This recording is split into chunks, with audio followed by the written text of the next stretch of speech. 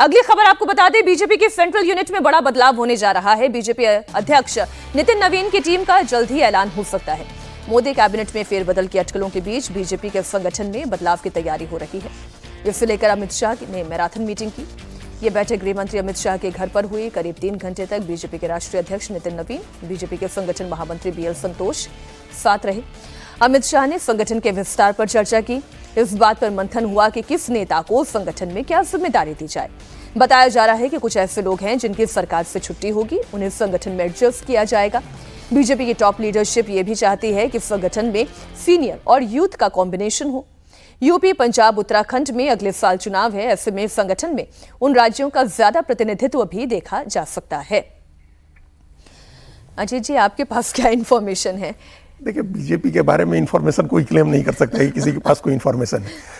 हर आदमी अंदाजा लगा सकता है। बीजेपी की पॉलिटिक्स में जो पिछले 10-12 साल से हम लोग देख रहे हैं कि वो चेंज, मतलब कॉन्टिन्यूटी विथ चेंज या चेंज विथ कॉन्टिन्यूटी, जो कहें वो दोनों दिखता है आपको। चेंज होता है, बिग बैंग चेंज नहीं होता है। जो टीम पहले मिली अमित शाह को, अमित शाह ने फिर अपनी टीम बनाई उसमें अध्यक्ष के नाते, फिर वही टीम ट्रांसफर हुई जेपी नड्डा को, और जेपी नड्डा उस टीम में रिप्लेसमेंट करते रहे, काम चलता रहा, और वहीं जेपी नड्डा की टीम ट्रांसफर हुई है नितिन नवीन को।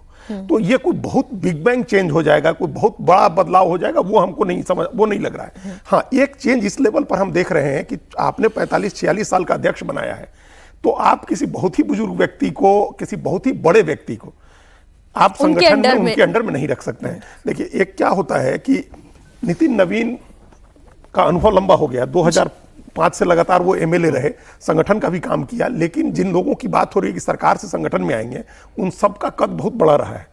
उन सब लोगों की संगठन में भी बड़ी भूमिका रही है, उन लोगों ने सरकार में भी अनुभव किया हुआ है। अब ऐसे लोगों को आप ले आके 60 साल 65 साल के आदमी को अगर वहां रख देंगे, जनरल सेक्रेटरी कुछ भी उपाध्यक्ष बना करके, तो नितिन नवीन के लिए काम लेना मुश्किल होगा। तो एक तो बहुत चीज स्पष्ट दिख रही है कि जो भी आएगा वो 55 साल के, 40 से लेकर के 55 साल के एज ब्रैकेट का आदमी होगा। ज्यादातर लोग ऐसे होंगे, 70% लोगों की बात हो रही है कि ऐसे लोग रहेंगे। तो एक तो ये हम लोग दावे के साथ कह सकते हैं बिना किसी का नाम लिए कि नए लोग आएंगे। जो नाम और लिए जा रहे हैं, जैसे अब मान लीजिए तरुण चुग की चर्चा हो रही है कि उनको मंत्री बनाया जा सकता है, पंजाब का चुनाव है, तो फिर पंजाब से कोई और चेहरा आपको ले आना होगा संगठन में रखने के लिए, कोई नया चेहरा ले आकर के उनके साथ रखना होगा। उत्तर प्रदेश से रिप्रेजेंटेशन बढ़ाना होगा, जनरल सेक्रेटरी में किसी को ब्राह्मण चेहरे की बात हो रही है, नाम भी चल रहे हैं कि भाई हरीश द्विवेदी और सुधांशु त्रिवेदी में से कोई महासचिव हो और कोई केंद्र में मंत्री बने। तो ऐसे बिहार में बदलाव होने की बात है कि बिहार से कोई नया चेहरा ले आएंगे कैबिनेट के रिसफल के साथ उसको एडजस्ट करने के लिए। उत्तराखंड से कोई चेहरा ले आया जाएगा। तो ये सारी चर्चाएं हैं, सिर्फ अटकलें हैं मीनाक्षी जी। कोई ये दावे के साथ नहीं कह सकता है कि अमुक व्यक्ति आ रहा है। हाँ, ये तय है कि कुछ लोग उपाध्यक्ष के तौर पर रखे जाएंगे, सीनियर लोग, क्योंकि वो एक पद उस तरह का होता है उपाध्यक्ष का, और उनको जिम्मेदारी दी जा सकती है। वो आमतौर पर उपाध्यक्षों को जिम्मेदारी नहीं दी जाती है। इस बार हम सुन रहे हैं कि उपाध्यक्ष भी होंगे जिनको कुछ संगठन की जिम्मेदारी होगी। सबसे इंपॉर्टेंट महासचिव का पद होता है, लेकिन इस बार उपाध्यक्षों को भी कुछ प्रभारी बना करके जिम्मेदारी देने की बात है।